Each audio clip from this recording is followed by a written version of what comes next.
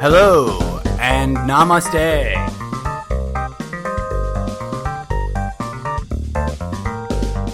Thank you for joining me. I am the incorrigible Mr. Zeppo. And this is your almost daily Zencast.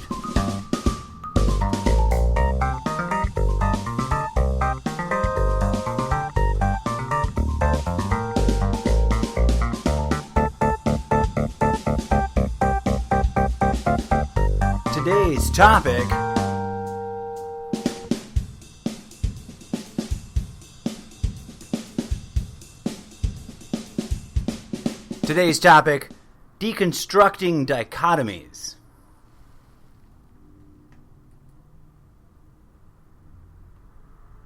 All right, let's get started.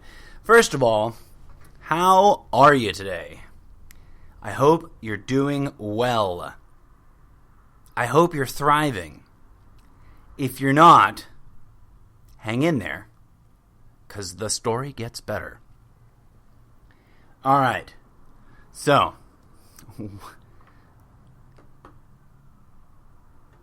what are dichotomies?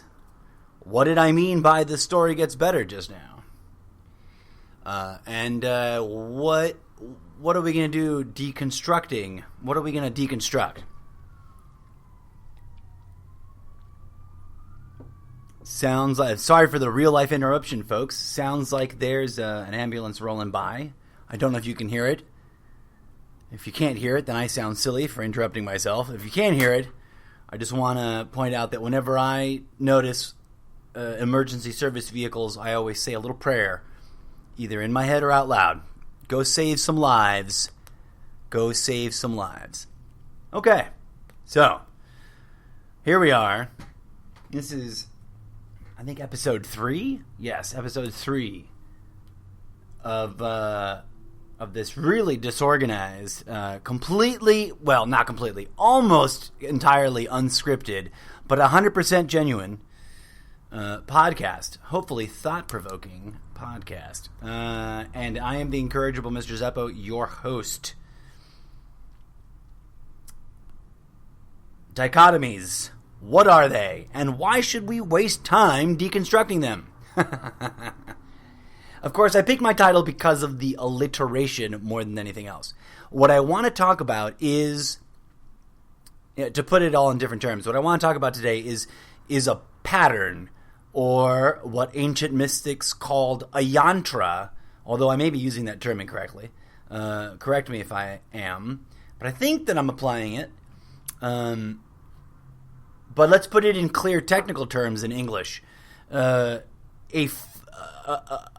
I'm going to try to describe for you folks today is what some people theorize is a fundamental core process of the entire universe, or cosmos, a way in which it is unfolding, or a mechanism by which it operates. So, dichotomies in general. Dichotomies are two things that are interrelated, right? Two things that may at first appear to be separate, but that are ultimately interconnected. The simplest dichotomy in the world is left and right. And, the interrelated dichotomy of up or down. Some people like up or down better in terms of illustrating examples. Probably because we can take left and right for granted very easily. Because we can go to our left or go to our right. Or if we turn, we can move about that way. But up and down are a little bit harder. We've needed to invent things in order to go up. And we need to dig down into things in order to go down. But let's take a close look at up and down. What are they? They're not things, right? They're not locations either. So we're left with the word directions. I suggest to you, dear listeners, that up and down are relativistic orientations, right? But more importantly, for the purposes of this discussion, they are a dichotomy, a pair of things that are joined while at first glance seeming to be separate. Of course, that's not the dictionary textbook definition, and that's okay. Anybody really down to see the hardcore, or to hear rather the hardcore, the original, the official dictionary definition? I'll have to give me a second because I forgot to pull it up, and I have to actually punch it into my phone. But as with all things, we work with analogy, right? Oh, here it is. Dichotomy, according to dictionary.com, a division or contrast between two things that are that are represented as being opposed or entirely different. The example is quite curious, and I couldn't have planned this better. A rigid dichotomy between science and mysticism. That's interesting. In botany, a dichotomy is a repeated branching into two equal parts.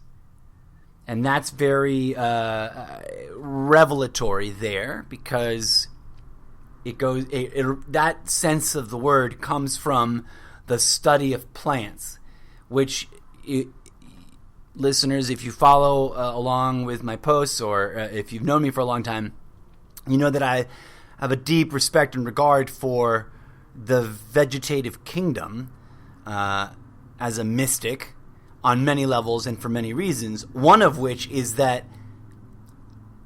plants function in our world as an incredibly powerful yet ridiculously subtle reminder of what the universe is like. And we'll get into that in a minute. But dichotomies, up and down, I want to make a very important point about them.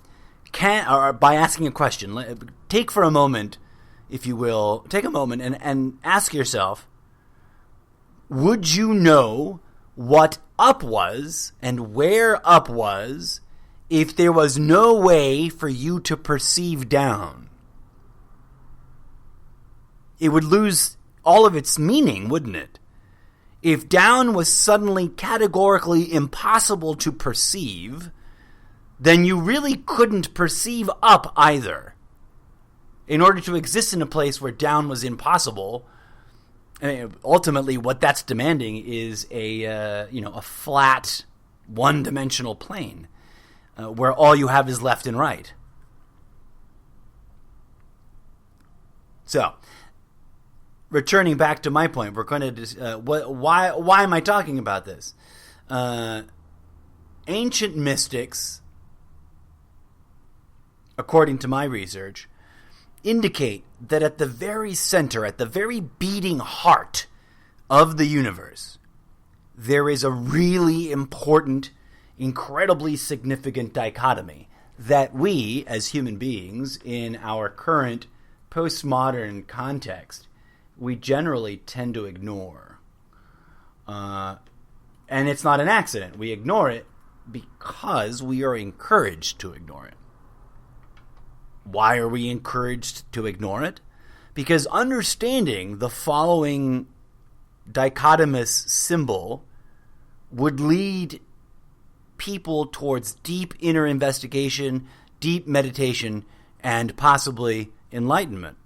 And our postmodern societal system does not want enlightenment, right?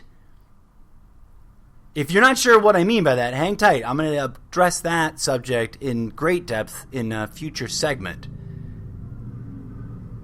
But let's take it for granted right now that the system does not want humanity to achieve enlightenment. The short answer as to why is because enlightenment ruins profit. You cannot profiteer on an enlightened society. Okay, so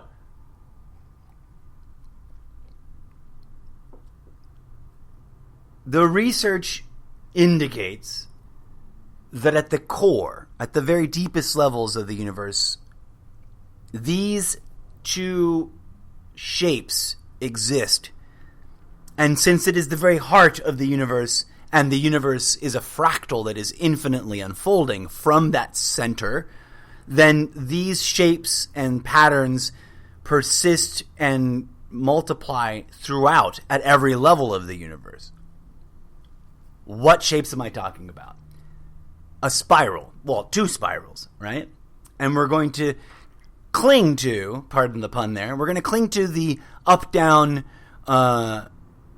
image as a symbol here, or as an analogy. But here's what the two spirals are: the upward spiral and the downward spiral. The upward spiral could be called the virtuous spiral, and the downward spiral could be considered the vicious spiral, or the ego trap spiral. The virtuous spiral could be called the enlightenment spiral. You see how the two are sort of opposing forces? Yes, dear folks. To sum up, years of research into mystic, transcendental, or Buddhist thinking, we essentially have a model of the universe found in many cultures that actually makes a lot of sense. That the universe is a hologram, a fractal, a place for us to contend with a very primal question. And that question is, in my humble opinion, a simple choice. Will you choose, you or me or whoever, will you choose the downward vicious spiral of ego traps, therefore, perpetuating all the problems that happen therein and being caught up in that and experiencing pain and suffering and sorrow and loss and frustration and also heights of bliss and joy and other, spectacular things, but never escaping the spiral, which will keep pressing us downward, keep us here in the flesh? Or will you, me, I, us, anybody, any individual, will we choose to focus our effort and progress solely on the virtuous enlightenment spiral? I suggest to you, my dear friends, that is the fundamental moral, philosophical, spiritual, and pragmatic question of the universe and how it functions. That is exactly what the purpose of life is. At least life in this episode of it. A little bit more on that later. But if there is a meaning to life, a functional purpose to life, it is to deeply engage in this decision making at the personal level, at the interpersonal level with other people, and at the societal level, at the global level, at the species-wide level. Let me share with you some thoughts that someone else, an unknown anonymous graphic artist, because when I found this graphic floating around the internet, there was no attribution and there was no signature. But let me read a few things to you from this image. The downward spiral. And it's titled, this image is titled The Emotional Guidance Scale. So perhaps it originated from some psychoanalytical thesis or, some work in that field about emotions and cognitive function, perhaps. But it connects and synergizes and just clicks right into the puzzle pieces of the much larger perspective of the mystic question of what are we supposed to be doing here? What are we supposed to be trying to achieve? The downward spiral seems to include such or be comprised of such ego traps as boredom, pessimism, frustration, irritation, impatience, disappointment, doubt, worry, blame, discouragement, anger, revenge, hatred, rage, jealousy, insecurity, and fear, grief, depression, powerlessness, and victimization. These kinds of emotions clearly feed off each other and create an echo chamber of negativity when we allow these emotional states to occupy our mind, or worse yet, when we cling to them, right? When we allow these things to determine our thinking, well, they eventually then influence our actions and our words out in the world, which means that then we are agents of the downward spiral. Not only do we get stuck in the downward spiral ourselves if we cannot see past these ego traps. And that's just a smattering example from that image. There's so many more. You know, ego traps become incredibly sophisticated. There's another unrelated beautiful meme floating around that says something like, if you become a vegetarian but then spend a lot of time judging those who still eat meat, you are in an ego trap. If you practice yoga but critique those or make fun of those who do not, then you are in an ego trap, etc. Right? But who cares? So what? Well, throughout history, in different cultures and in different ways and with different symbols, we have referred to the following ideas: the angel on our shoulder and the devil on our shoulder, sort of whispering in either ear. And it's easy. These images, that image gets written off as or gets used rather by organized religion, and they claim that it represents the war between good and evil. I say no. There is no war between good and evil. Everything I have researched about spirituality and philosophical concepts that predate Christian thinking, Christianity, Judeo-Christian thinking, so things that are older than Judaism, and no disrespect to Islam. Islam's the youngest of the three. So I'm talking about things that are more ancient than either of them, any of them. In those earlier, much deeper, much more organic, much more, much more holistic spiritual systems, the two icons, the angel and the devil, are actually representative not of absolute powers in the universe, but of these procedural functions in the universe, of this downward spiral, of this collection of ego traps. Okay? Division, hate, war. These things keep us entrenched in the material world. I believe the Hindus would argue, a Hindu philosopher might argue, I don't want a blanket statement all Hindus, but I want to say that from a Hindu philosophical perspective, it could be argued that this is what triggers reincarnation, that this is the wheel of karma. And you'll note that the wheel of karma, while represented slightly differently, is also like a spiraling spiral that revolves and goes down but also goes up. So by separating these two spirals, we explore their characteristics individually, but it must be remembered at all times that these two dichotomous things are not independent things. Just like up is not independent from down, just like the Republican Party is not independent from the Democratic Party or vice versa. While Republicans and Democrats might initially disagree with that statement because of the us versus them ideology that is inherent in each of those political constructs, the truth of the matter is this country, this beautiful place we call America, this amazing, crazy, messed up, wonderful place we call America, wouldn't function at all. It's highly dysfunctional. I'm not overstating things, but it's dysfunctional, right? But it wouldn't exist at all the way it does if those two parties were not deeply interdependent with each other or interconnected. But let's step back from politics and let's come back to this upward spiral. The upward spiral, the virtuous spiral, the spiral of enlightenment. I'll read you some of these excuse me, I'll read you some of these emotional words from this image that I'm using as my inspiration, my launching point.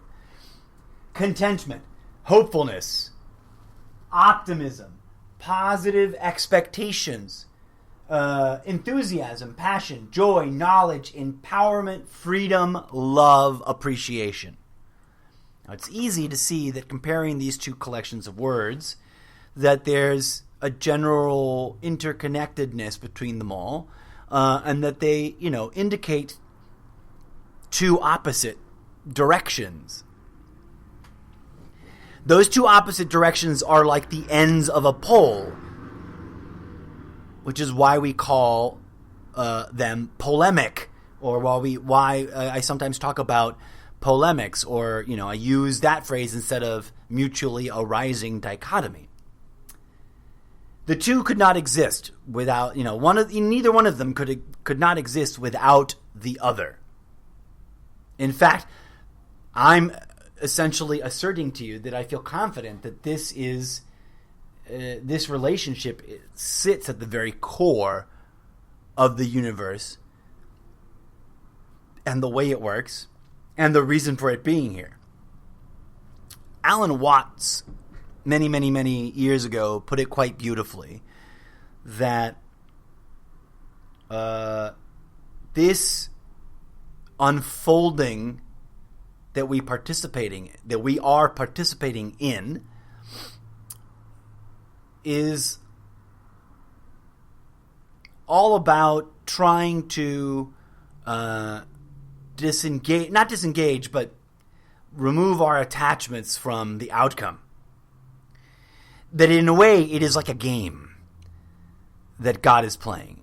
And that ultimately the lesson of the game is for us as individuals to understand that it is a game that God is playing. And that all the game pieces that God is using are indeed himself or herself. That God is playing the game, and the pieces that the game is made up with are him. He manifests them. We've struggled in you can see the struggle in various religions and philosophical schools of thought. The question gets asked over and over again: if there is a God, why would he allow for evil? Because evil is not external to God. God is not the absence of evil. God is not 100% good. God, in fact, that's a bold statement to say. God, according to just about every mystic or transcendental or Zen or Buddhist thesis, God is not external to these things, but rather that which comprises all of them.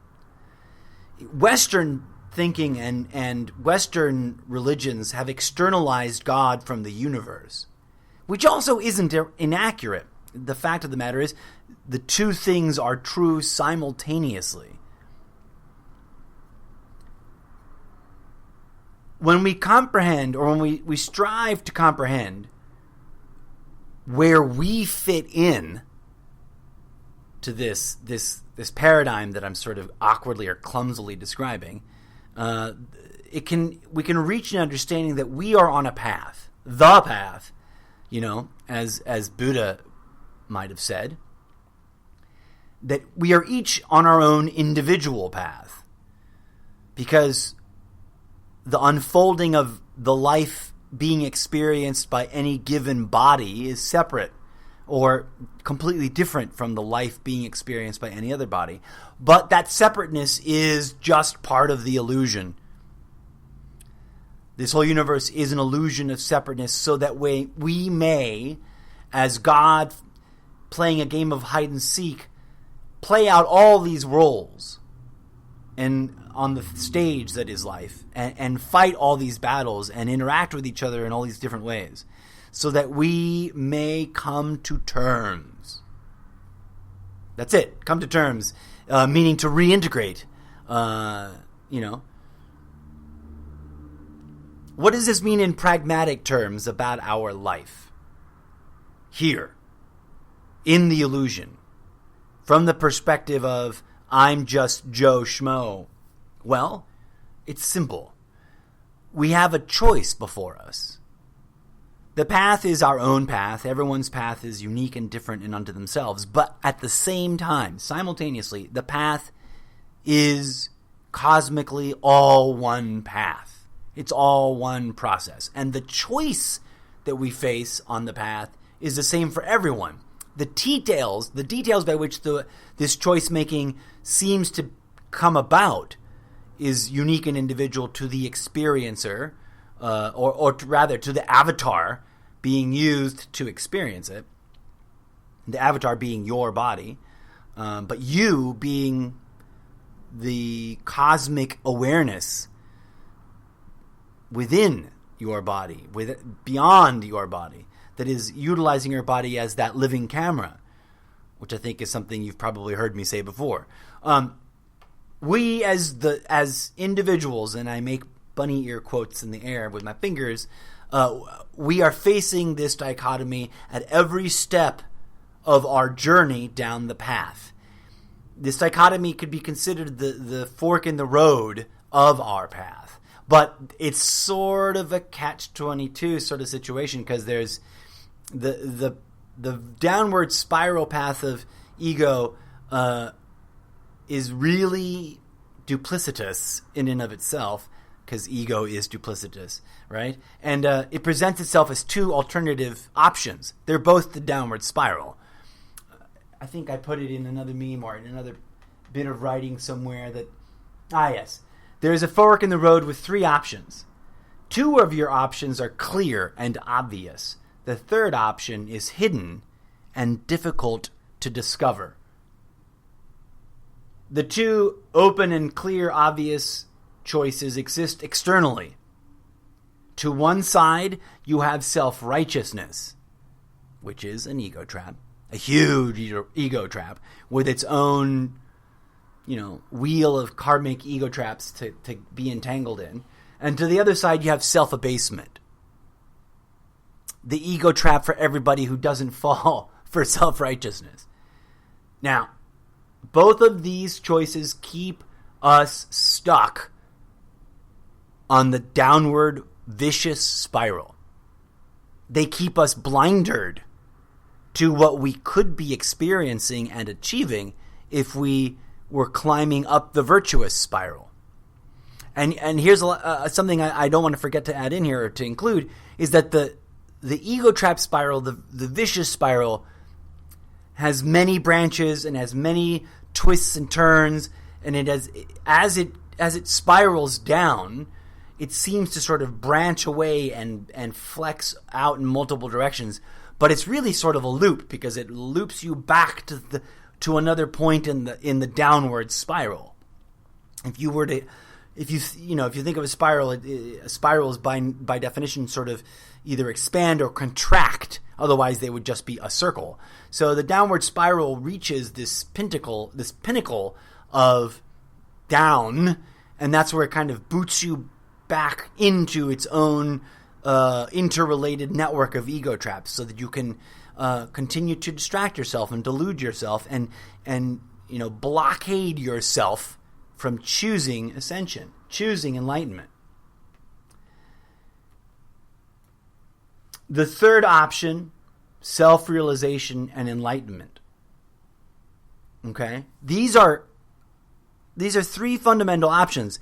And this is why I titled the show De-constructing Dichotomies, because it's important to comprehend that you cannot fight between these two dichotomies, and you can't really escape these two dichotomies. They are inherent, and it's not really a dichotomy. All dichotomies are, by function, on the verge. They are burgeoning trichotomies or triumvirates, and then those three things by nature have to arise, combine and recombine to arise higher and higher densities of complexity.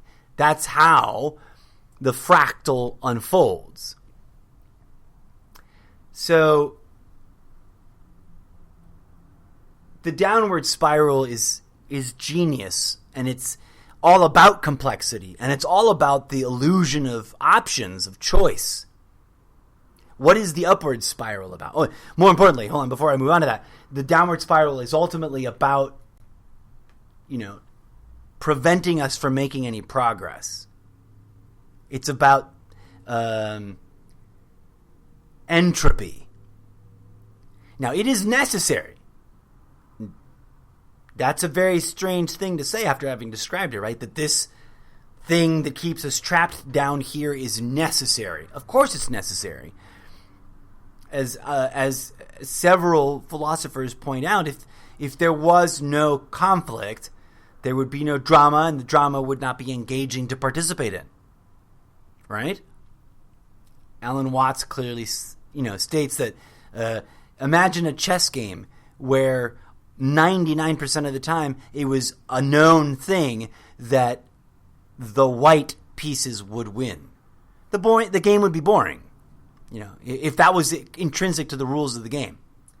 Now imagine a version of chess where intrinsic to the rules of the game, the light and the dark had an exactly 50-50 chance of winning or losing.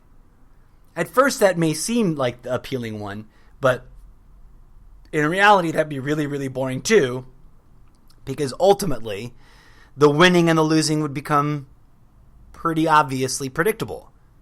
It's going to win. One side's going to win exactly half of the time. So thinking of life through this analogy, the most engaging, the most exciting version of the chess game is one in which there's just enough chaos and there's just enough variability that it is impossible to determine who is going to win. Where in fact it almost feels as if your side is on the verge of losing all the time. That's why the downward spiral is necessary in our lives. We need contrast. Here in this material plane, we exist in a realm of sensory input. Now, anybody who understands the concept of contrast knows what I mean, but if you don't understand the concept of contrast, imagine if you were always drunk. Now, some people might think, woo, that's awesome. But no, you'd sort of lose all sense of what it meant to be sober, wouldn't you? And then you wouldn't enjoy the difference. There'd be no way of savoring the experience of altering yourself from sobriety to drunkenness. That wasn't an endorsement of drinking, by the way. And I used to be a big drinker, but with my old age and wisdom comes the understanding that there's only so much fun to be had there with that vice, because it is itself an ego trap. And on top of it, deadly toxic to your body. But not here to preach about that today.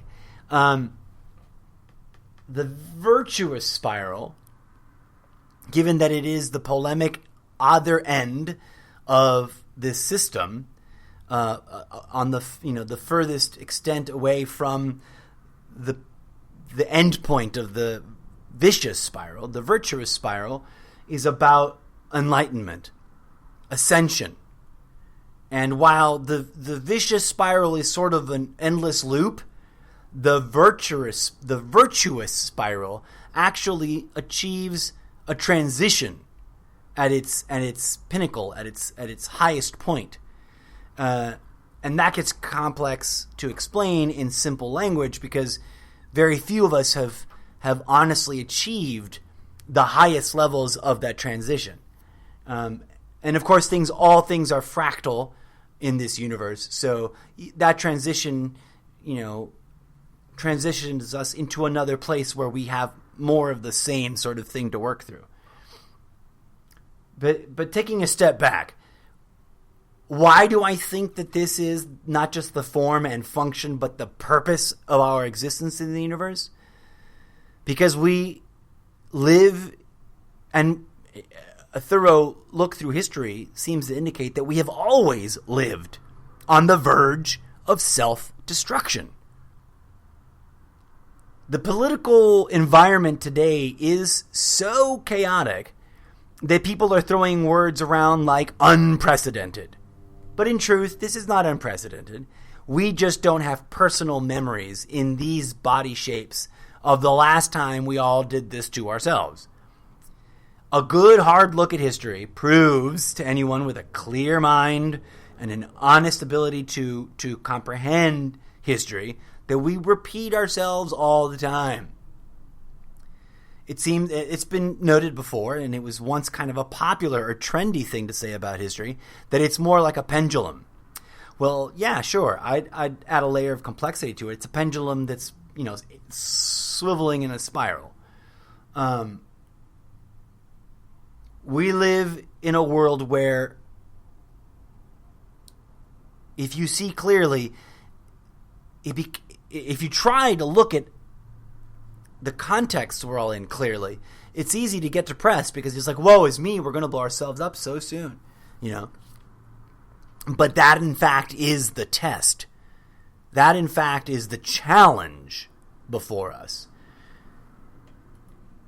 The challenge of transcendence. I'll tell you this. The vicious spiral is easy.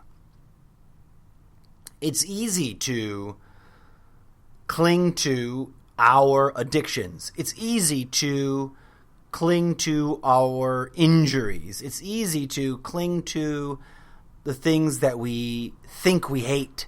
It's easy to fall for these ego traps. Right? And then we're tortured by them. But it's easy to sit there and wallow in our torture. The virtuous path is difficult, but only by contrast to the downward spiral. It's difficult because we didn't start from a neutral point on this polemic. A polemic is a relationship between two extremes and the ground in the middle. But where we are and where we have been for quite some time, we're born into, each of us as individuals and the species as a whole, we're born into a context where we're already a few feet down the vicious spiral. We're already 2/3 of the way down the first corkscrew of this slippery slope. And our moral calling, our spiritual test, our spiritual challenge, our quest, if you will, is to crawl ourselves out of that by denying ourselves the temptation, by saving ourselves, by lifting ourselves up from falling into those ego traps. The more we strive, the more we achieve in climbing up towards the virtuous spiral of enlightenment, the less it like work everything becomes.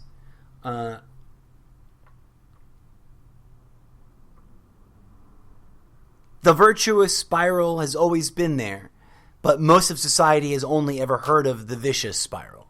That's not an accident.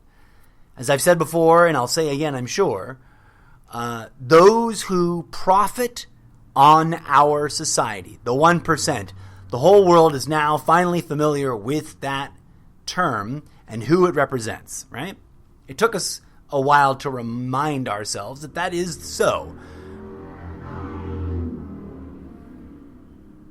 But let's remember that the conspiracy to profiteer on humanity, whether you want to call it the Illuminati, whether it is or it is not the Rothschilds, whether you think it's a satanic thing or not a satanic thing, the real purpose that they've got going is to profiteer on us for the sheer pleasure of the ego trap of profiteering. They are doing it. Why are they doing it? Because it is their role to play in the cosmos. The deepest truth about this reality is that there's only you and me, dear friends. And by that I mean that there's a primary dichotomy going on in terms of consciousness.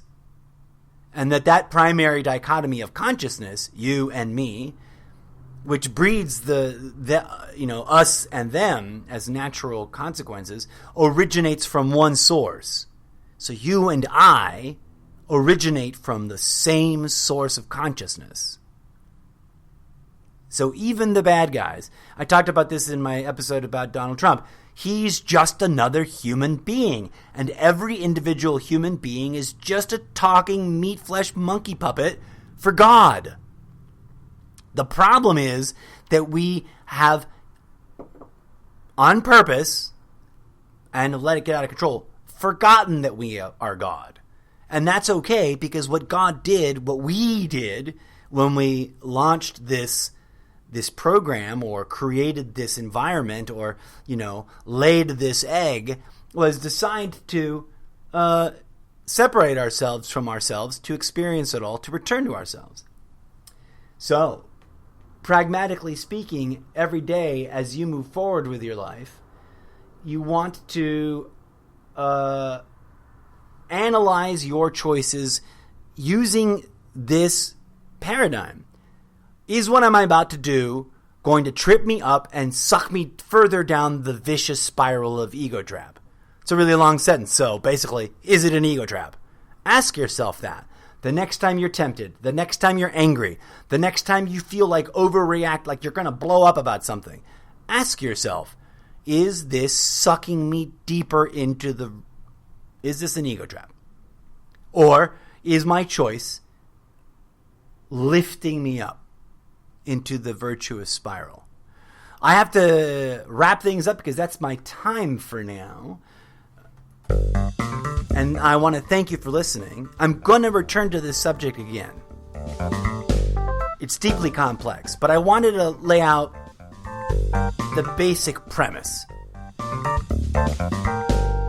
I hope it made sense. If you have any questions about it, please post on YouTube, post on Facebook, post on Instagram, or email me directly. The email should be on my Sprecher profile. I'll make sure that it's on my other profiles as well. But for those of you listening right now who want to email me right away, it's the incorrigible Mr. Zeppo, no dots, no spaces, at gmail.com. A quick little pro tip: if you don't know how to spell incorrigible, spell it out as a sentence first so that spell check can spell check you on the word, and then get rid of the gaps and put it into the Gmail. Okay? Yeah. Thanks for listening. I wanted to lay that fundamental idea out because it applies to everything else we're going to talk about in this podcast, or this Zencast. This dichotomy, this choice.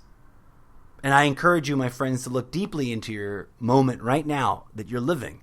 Don't worry about the past. I'm sure you've heard this before. Or maybe you're new to all this and you haven't. But don't worry about the past. It's already over. Look at your situation right now, deep in this moment, and ask yourself, why am I letting myself fall for an ego trap when I could be lifting myself up? Don't know how to lift yourself up? We'll talk about that in great depths in episodes to come. But for now, thanks for listening. Thanks for participating. And hang in there, friends. Hang in there. Like the old saying goes, it's always darkest before the dawn. So don't trip.